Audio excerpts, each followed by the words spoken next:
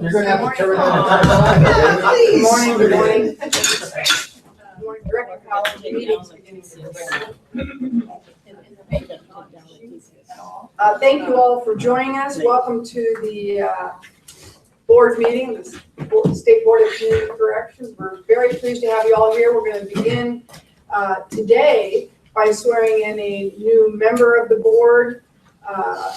Welcome Jerry Powers, who is the new Director of Adult Parole for CDCR, or DAPO, as they like to call it.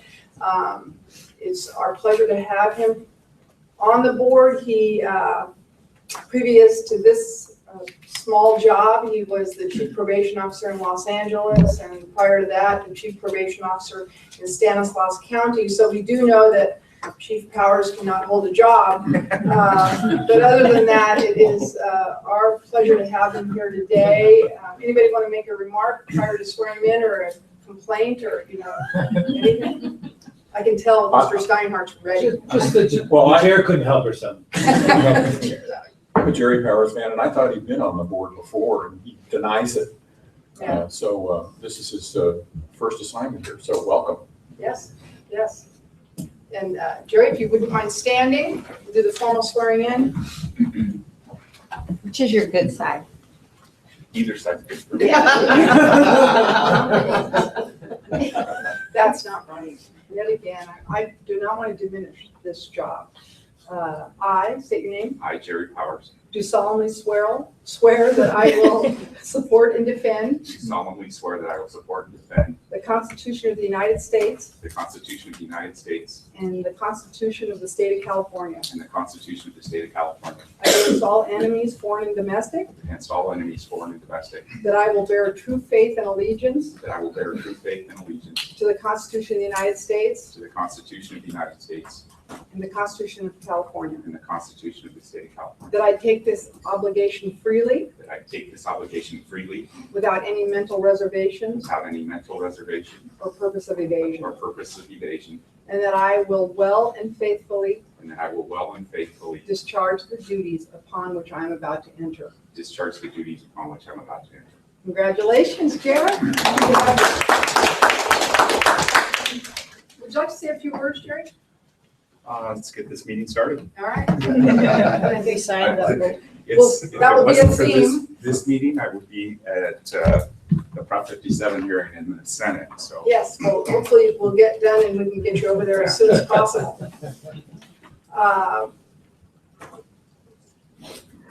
Yeah, I'll sign it up. I'd like you to call roll if you don't mind. Ms. Penner, Present. Mr. Kernan, Mr. Powers, Present. Mr. Groden, Here. Mr. Dean, Ms. Perez, Ms. Brown, Mr. Ortola, Here? Judge Garrett, Mr. Bejarano, Present.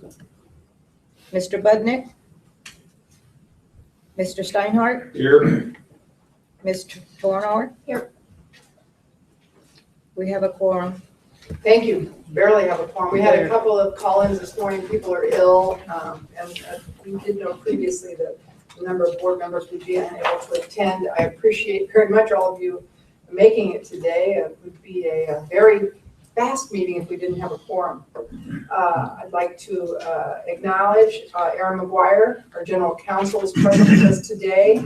And now I will turn to the information items and invite our executive director, Kathleen Howard, to make her report. Good morning, Madam Chair and members of the board. I'm Katie Howard, the Executive Director of the BSCC. Very happy to have a report for you today, understanding that our new member, Mr. Powers, may wish to be at the Capitol. I will try to move quickly through a somewhat lengthy update. And Mr. Powers, just so you can be ready to join in the fun, I often am given a hard time. I just want you to know I have about 1 page of notes per board member in attendance. So, get ready for it. No, it's not really that bad. But as noted on the agenda, we wanted to start with an update on the Title II solicitation. This is one of the federal grants that we administer in the juvenile justice area. As we noted at the last meeting, the solicitation for this grant was released much earlier than usual. And in your binder, you have a copy of the submission of our updated 3-year plan, and that is California's application. We're in the 3rd year of the 3-year plan, and we are maintaining the same priority and program purpose areas that include evidence-based practices, reducing racial and ethnic disparities, and quality education for youth, which have been in the plan the past couple of years. And we do not yet have the state allocation figures, but in general, states were advised to use the 2016 award amount, which for California was $4.3 million. The State Advisory Committee on Juvenile Justice and Delinquency Prevention approved submission of this plan when they met on March 15th of this year, and we will work with the State Advisory Committee this year, looking forward to that planning process for approval of a new 3-year plan that will begin in 2018. And also related to the work of the State Advisory Committee, I wanted to advise you that we plan to bring a recommendation to the board at our June meeting for a new State Advisory Committee chair. We've had the acting vice chair standing in, Carol Biondi, which we very much appreciate. And I wanted to thank David Steinhardt. We've had some very helpful conversations in recent weeks. And as the board had requested in the strategic planning session, we want to be sure we're well coordinating the work of our 2 juvenile justice focused committees. So I wanted to thank David for his leadership. Would you like to add any comment? No, I don't have much to add except that I think we're all working together to achieve maximum coordination and efficiency between the 2 juvenile committees, and we're doing the best we can, and it's going well so far. Thank you very much, David. On to strategic planning. As you know, when we met in February, the board identified 4 goals.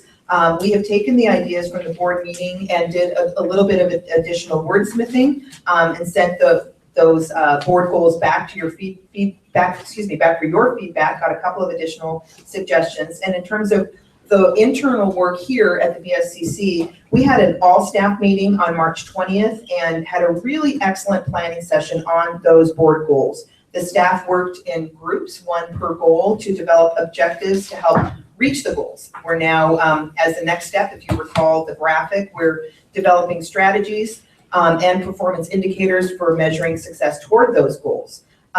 We will also be providing an opportunity to share these draft goals with stakeholders to request feedback, and we'll compile and present that feedback to the board.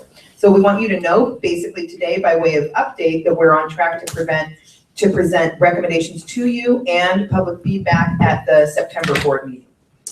Next up, for your information, is where we stand on our budget hearings. The Assembly Budget Subcommittee will hear the BSCC budget next week, Monday, the 24th of April, and our Senate Subcommittee is on May 4th. The issues of interest this year are several. Both committees are interested in an overview of the BSCC, our board, our work, how we're organized, and so on. There continues to be very significant interest in the legislature about the issue of visitation in local adult detention facilities. I'll provide an update later in this report on where our regulation stands, but what the legislative committees have been interested in hearing about is where things stand on visitation practices in the jails. We have no information as yet whether there will be any budget or legislative action on that topic. We've merely been asked to give an update. There's also interest, of course, in our construction work. And in particular, this year, in recent months, there's been a lot of interest in federal contracts to house inmates in local detention facilities. We've provided information at the request of Senate staff on just the current practices for local detention facilities that had been recently housing 100 or more federal inmates. We've provided information that there's been a lot of change in that area, in that practice, as I'm sure you've been reading in the paper as well, with certain locals eliminating contracts that had been in place. So this is just something the legislature's been very interested in. In the Assembly Budget Subcommittee in particular, there's also interest in the CalGRIP program, which the BSCC administers. You'll recall that in the January budget, the governor's January budget proposal, because of the very serious funding problems in the penalty fund, which funds CalGRIP, which is really has been a very positive grant program focused on gang issues. There's just been so much pressure on that fund, and the governor made the difficult priority decision to focus on training issues, both for our STC program and post, and eliminated the elimination of Calvert funding. The legislature seems to have an interest in continuing to look at that as something that may continue. So we're just providing the information. An update now on the juvenile regulations revision process. David Steinhardt, as you know, and Chief Brown, who couldn't come today, are our co-chairs of that executive steering committee. They had an excellent meeting on March 9th, and during that meeting determined that there are going to be 8 subject matter working groups focusing on the following topics: administration and staffing, 2, classification, separation and discipline, 3, programs, 4, education, 5, medical and mental health, 6, nutritional health, 7, environmental health, and 8, physical plant. There's been a great deal of interest in participating in the work groups, and we have worked diligently to ensure that members on each work group will be balanced by professional experience, personal experience, subject matter expertise, and geographic representation. We've been in touch with more than 90 people about their ability to participate in these groups. This is very actively being done now. You can imagine the coordination effort that's involved. And we're working through responses, selecting dates based on availability. We're very hopeful that the work group meetings will begin in early June, and the Executive Steering Committee has provided specific direction to these work groups about regulation revision areas that they should focus on. So the expertise in the work groups and all of the feedback received from the public will go into that work. We'll keep you, of course, informed of the progress here. This is now turning to the visitation regulation that the board approved in February. We are moving through the public comment period through the Administrative Procedures Act. That public comment period closes on April 24th. And one of the requirements of the APA is that there needs to be 2 public hearings to receive public comment. We had one yesterday here, yesterday afternoon here in our office. And we were surprised that we did not receive any public comment at that opportunity. The next public hearing is going to be on May 2nd at the Ontario City Library. So we wanted to get good geographic coverage by having one in Sacramento and one in Southern California. And as I'm sure you're aware, we have a requirement through the regulation process to respond in writing to any public comment that we receive. Next, I want to update you on the tentative timeline for the JAG. There's a new grant cycle that's planned to begin on January 2018. And we have decided to wait for a little bit more information on the 2017 release in order to update our RFP with any pertinent details about funding and conditions of the awards and so on. There's legislation pending, as you're probably aware, in the California legislature, SB 54, that may interplay with federal funds. So we're tracking all this legislative activity. We still plan to bring the RFP to the board for approval in June, and then recommendations for funding in November.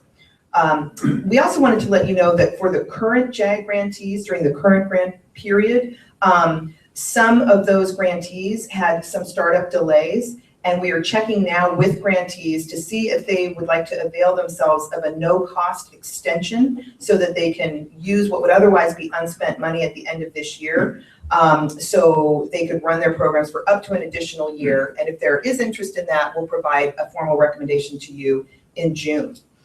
Just a couple more updates here. Prop 47, as you know, we received 58 proposals. The entire dollar value of those requests was $225 million, and we did provide a detailed table in your notebooks of who those applicants are, where they're from, what they're called, how much they're asking for, what kind of agency, and so on. It's quite an interesting list. The proposals are right now being rated by the Executive Steering Committee, and they will come back together on May 30th here in Sacramento to develop their ranked list and their recommended awards. So we'll come back in June with those Prop 47 recommendations for you. An update on juvenile justice related reporting. We just recently submitted the 2017 YOBG and JJCPA legislative reports. They're posted on our website. And as you may recall, there was legislation last year, AB 1998, that streamlined and consolidated those reporting requirements and planning requirements. We're working very closely with the counties on implementing those changes right now, to put out FAQs and so forth. and we'll continue to work through these new milestones with the counties. And beginning next year in our 2018 report, you'll be seeing a consolidated legislative report on those two grants. And finally, and this has nothing to do with today's date, but if you read through your ballot pamphlet carefully last November, the marijuana legalization for recreational use initiative had a provision in it, in Prop 64, that provides funding to the BSCC to administer grants to local governments that are intended to assist with law enforcement, fire protection, and other public health and safety issues that the act is anticipated to have. That by the terms of the initiative, those grants cannot go to local governments that have banned the cultivation or retail sale of marijuana. The first deposit is to be made on July 15th of next year. So we'll provide more information about when those grants will roll out, the level of funding that's available. And there's sort of a ranked list of agencies who will also receive funding, and there are several agencies ahead of us. So we don't yet know what to expect on that, but we just wanted to keep you posted that that will be a grant program potentially coming our way. That concludes my report, and I'm happy to take any questions that you may have. Any comments or questions from the board? Seeing none, yes. Was that a wave? No, I was waving. To the folks at I'll home. remind the board members to keep their hands to themselves during comments. That actually completes the informational portion of our meeting. We're now going to move to the consent agenda. Very short consent agenda today, the board meeting minutes and the BSCC conflict of interest. Looking to see if anyone would like to pull either of those consent items. Without pulling anything, I'd just like to ask Council, Aaron, on the conflict of interest changes, can you just give us like a 2-sentence encapsulation of the why and wherefore, knowing that we had some, what can I say, some air turbulence on conflict of interest in the past, and what is this about? And along with that, Aaron, you can do your legal report at that time. And Katie, we'll go back to you for the legislative report. Okay, sure.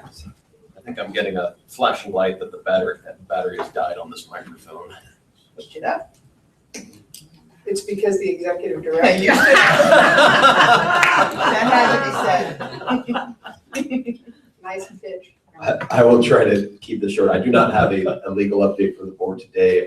For our conflict of interest code, this is just what is required by the FPPC and biannually, that we have to review the board's conflict of interest code. This applies to the employees for the board.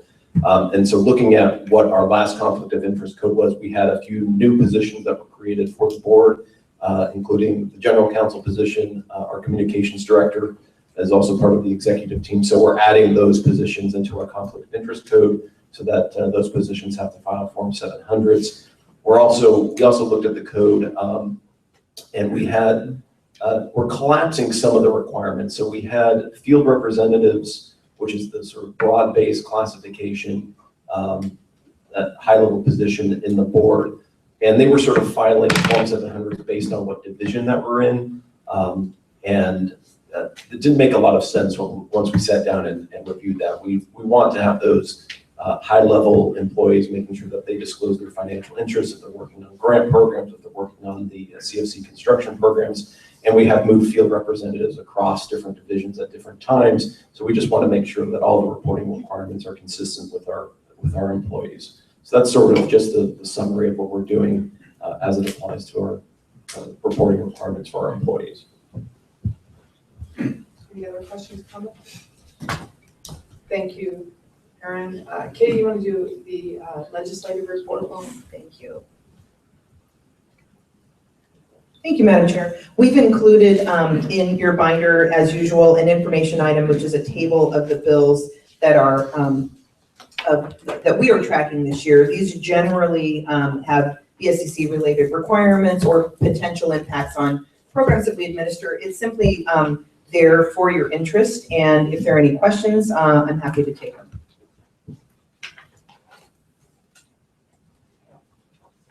Seeing nothing.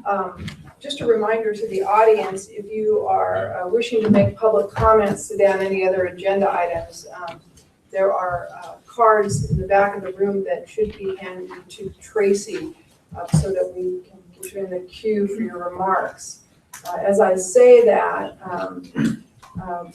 there has been a decision by myself that we will not take public comments on the executive director's report from here on out, that we will continue and do public comments during the action item period of the agenda. Do we have any cards yet, or anybody interested?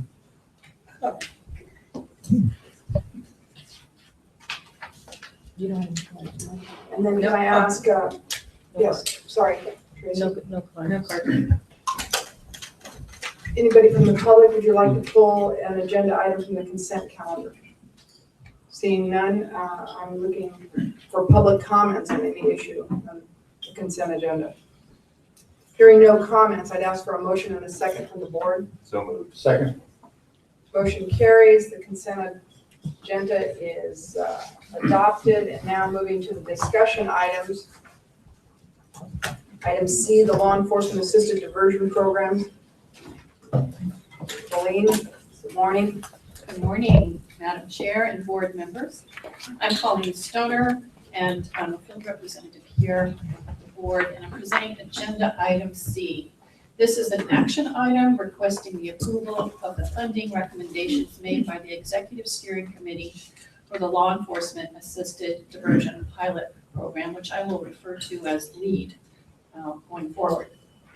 The recommendations are to fully fund 2 grants totaling $11,800,000.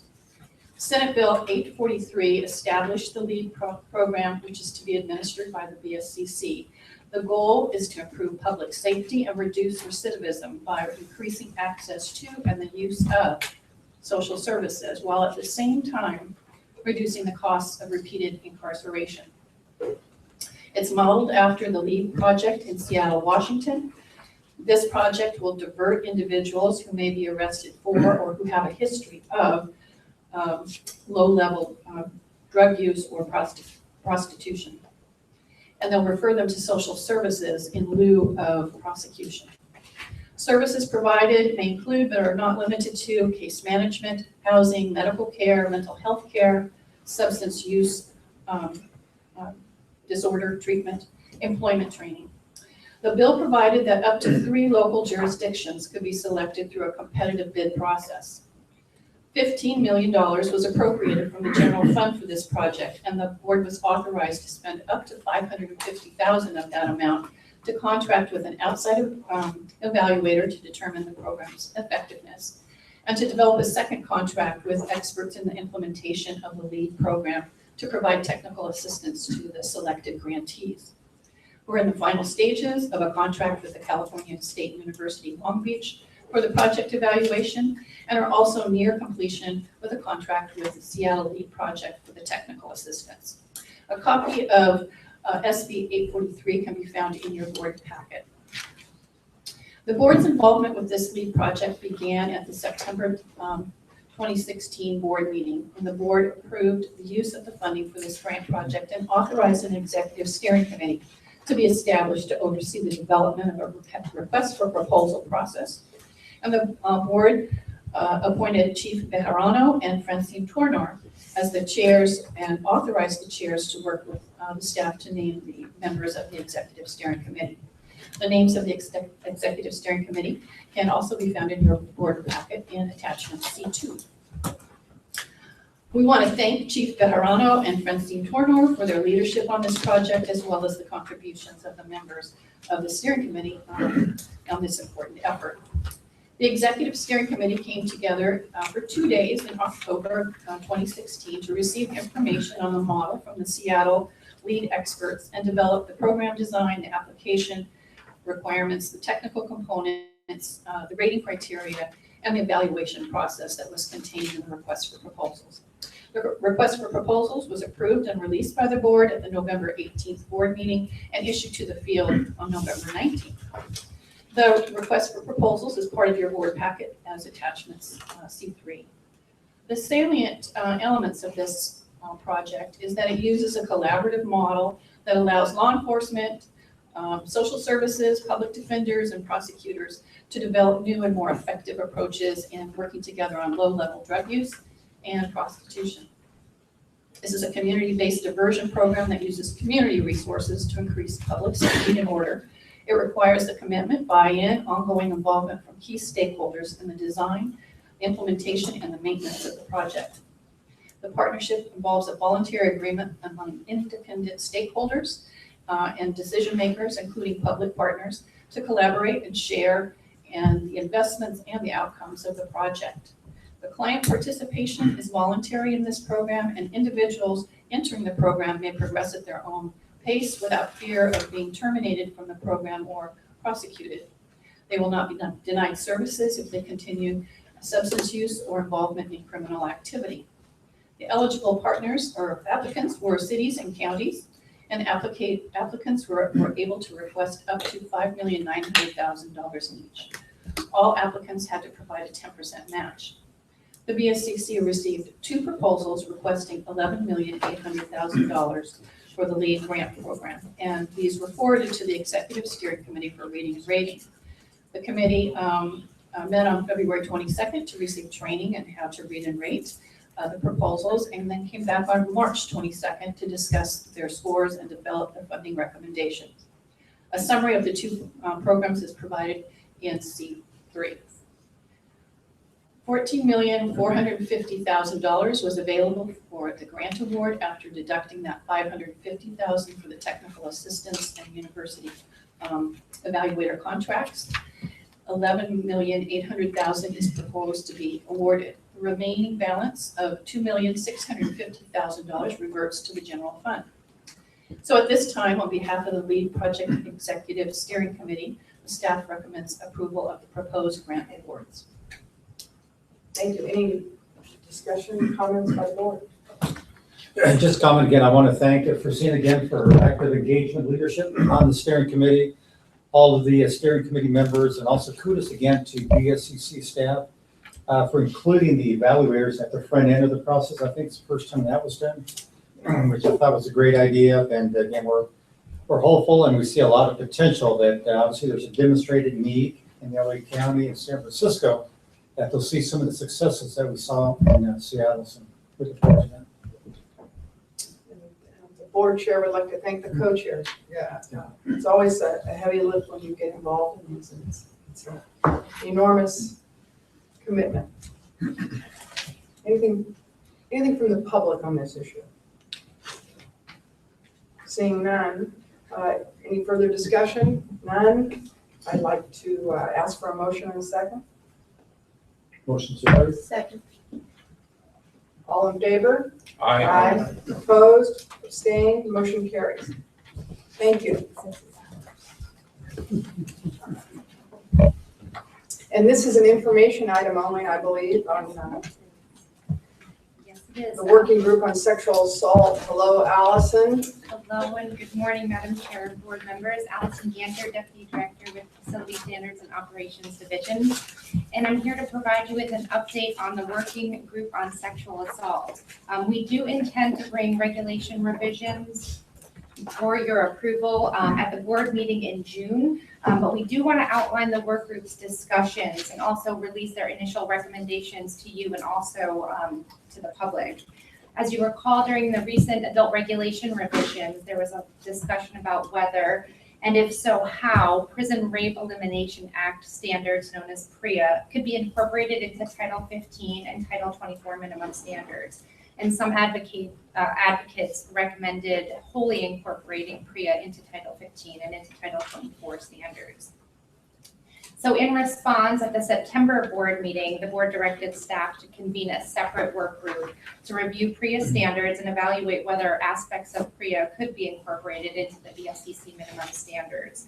And this would provide a baseline of protection against sexual assault in local detention facilities, particularly in those agencies that are unable to fully comply with PREA.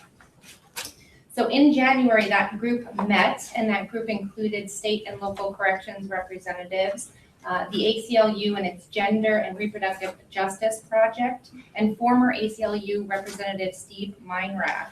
And they met and they conducted a careful side-by-side review of each PREA standard and applicable minimum standards for local detention facilities. And while there wasn't unanimity in every decision that was made, the work group did develop initial draft recommendations based on the discussions. And you'll find copies in your binders, and there's also copies in the back for review.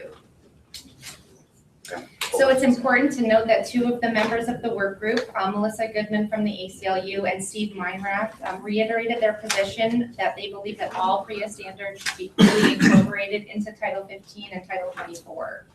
So in the recommendations, they do range from requiring a zero tolerance approach to sexual assault and also to screening all inmates for risk of sexual victimization.